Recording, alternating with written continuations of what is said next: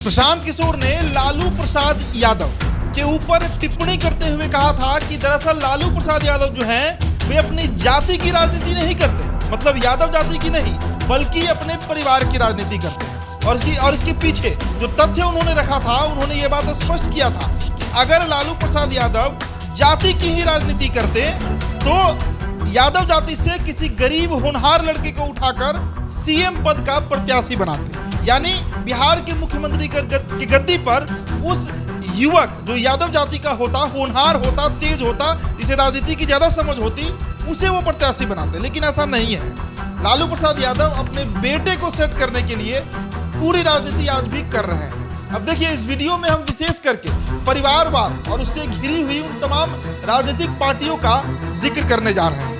अगर देश की सबसे बड़ी राजनीतिक पार्टी की बात करें जो विपक्ष में है, कांग्रेस, तो कांग्रेस सबसे बड़ी वंशवादी पार्टी कही जा सकती है। 4 पीढ़ी इस देश पर शासन करती रही और अभी जो पीढ़ी है, चौथी पीढ़ी, वो भी गद्दी पाने के लिए ही भारत जोड़ो यात्रा और ना जाने इस तरीके के कितने कार्यक्रम कर रहे हैं। देखिए, इसकी शुरुआत जो है वो नेहरू गांधी परिवार से होती है।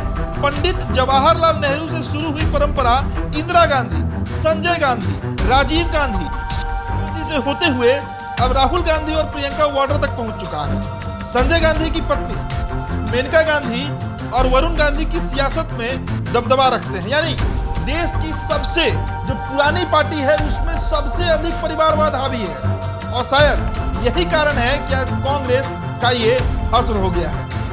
भाजपा अगर आज आगे बढ़ रही है, तरक्की कर रही है, राजनीति में सत्ता हासिल कर रही है, तो कारण शायद उसका संगठन है, ना कि कोई एक परिवार जिसके नाम पर पार्टी को प्राइवेट लिमिटेड कंपनी बना दिया गया है।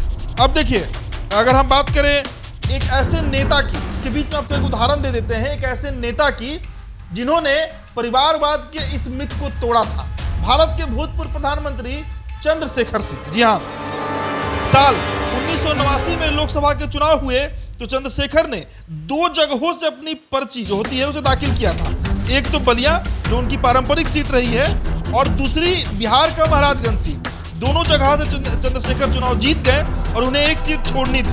महाराजगंज की सीट उन्होंने खाली कर दिया और उनके जो बड़े बेटे हैं पंकज शेखर, वो वहां से चुनाव लड़ने की वो इच्छा जताते हैं। इस पर चंद्रशेखर जो होते हैं वो 2 शर्त रखते हैं। पहला शर्त तो यही रखते हैं कि किसी भी कीमत पर वो अपने बेटे के लिए चुनाव प्रचार नहीं करेंगे, और दूसरी शर्त जो उन्होंने रखी थी कि चंद्रशेखर का जो आवास है उससे जो उनके बेटे हैं पंकज जो चुनाव लड़ना चाह रहे थे महाराजगंज, उन्हें वो घर छोड़ना पड़ेगा। तो ये भी भारत की राजनीति में एक उदाहरण ही है।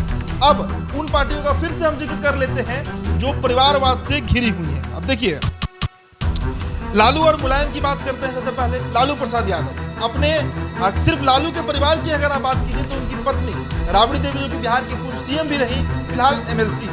उनके छोटे बेटे तेजस्वी यादव बिहार के कई विभागों के मंत्री हैं और बिहार के डिप्टी सीएम। उनके बड़े बेटे तेज प्रताप यादव भी मंत्री हैं और बेटी मीसा भारती जो है वो राज्यसभा की सांसद है। और अभी जो उनकी बेटी जिन्होंने किडनी उन्हें डोनेट किया है, उनके भी अब ऐसे चांसेस लग रहे हैं कि बिहार की राजनीति में वो एंट्री मार सकती है।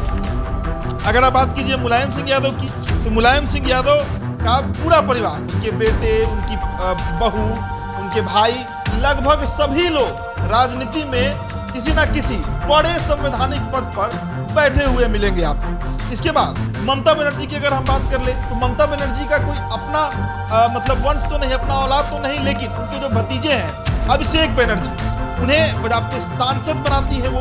और अभी टीएमसी जो पार्टी है, तृणमूल कांग्रेस जो है, उसमें वो राष्ट्रीय महासचिव के पद पर बैठे हुए हैं। पार्टी के लगभग सभी अहम फैसले अभिषेक बनर्जी ही लेते हैं जो ममता बनर्जी के भतीजे हैं। ऐसे में इसे अगर अब परिवारवाद नहीं कहा जाए तो क्या कहा जाएगा? चलिए आगे बात कर लेते हैं देवगौड़ा की। फारूक अब्दुल्ला का भी हम बात करेंगे कि आखिरकार देवगौड़ा जो कि कर्नाटक में राजनीति करते हैं, पूर्व मंत्री एचडी देवगौड़ा जो कि भारत के प्रधानमंत्री भी रहे हैं, वे अपने अगले पीढ़ी को यानी बेटे को राजनीति में उतार देते हैं। और चुनावी राजनीति में कदम रखने वाले देवगौड़ा परिवार की 3 पीढ़ियां जो है, अब तो उनके पोते जो हैं वे 8वें सदस्य हैं। और माना जाता है कि देवगौड़ा परिवार नेहरू गांधी परिवार के बाद पीढ़ी दर पीढ़ी राजनीति में अपने परिवारजनों को बढ़ाने में लगा रहा है। एचडी देवगौड़ा की पार्टी जनता दल सेक्युलर यानी जेडीएस पर वंशवाद को बढ़ावा देने का अक्सर आरोप लगता रहा है। इसके अलावा अब्दुल्ला परिवार की बात कर लीजिए कश्मीर में, तो उनके यहाँ भी पीढ़ी दर पीढ़ी जो है वो वहाँ की राजनीति में उतना ही सक्रिय रहा है।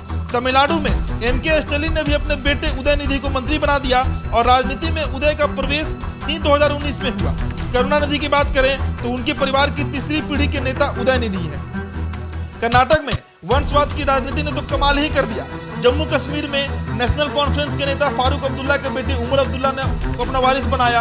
अब बाप बेटे दोनों राजनीति में। जम्मू कश्मीर में ही पीडीपी के नेता मुफ्ती मोहम्मद सईद ने अपनी बेटी महबूबा मुफ्ती को राजनीति में स्थापित कर दिया। अब देखिए, ये तो हमने जिक्र किया उन पार्टियों का जिनमें परिवारवाद, वंशवाद, भाई भतीजावाद चरम पर है। लेकिन इसी बीच हमने चंद्रशेखर सिंह की भी आपको बात बताई।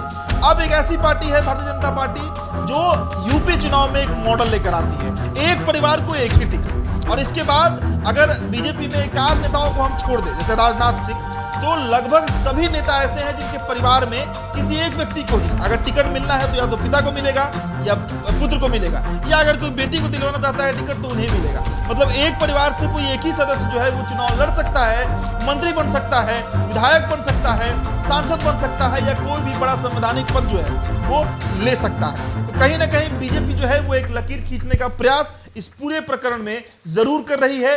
और वैसे भी लोकतंत्र की अगर बात की जाए तो लोकतंत्र में परिवार हावी नहीं होना चाहिए, लेकिन इसकी शुरुआत कांग्रेस करती है, जिसका अनुकरण अब देश की लगभग सभी पार्टियां, चाहे महाराष्ट्र का ठाकरे परिवार को ही आप लीजिए, शरद पवार के पार्टी को ही लीजिए, उनकी बेटी जो है वो भी राजनीति में एक्टिव सांसद रही है। तो ऐसी स्थिति में पूरे देश के किसी राज्य में चले जाइए, उड़ीसा की बात कर लीजिए तो वहां पर बीजू पटनायक और अब उनके बेटे नवीन पटनायक, और अब तीसरी पीढ़ी भी राजनीति में। कहीं ना कहीं बीजेपी जो है वो एक लंबी लकीर परिवारवाद को तोड़ने के लिए, काटने के लिए खींच रही है। फिलहाल इस चर्चा में इतना ही। आप बने रहिए बिहार टॉप के साथ। मेरा नाम उदित तारन है। बहुत बहुत शुक्रिया।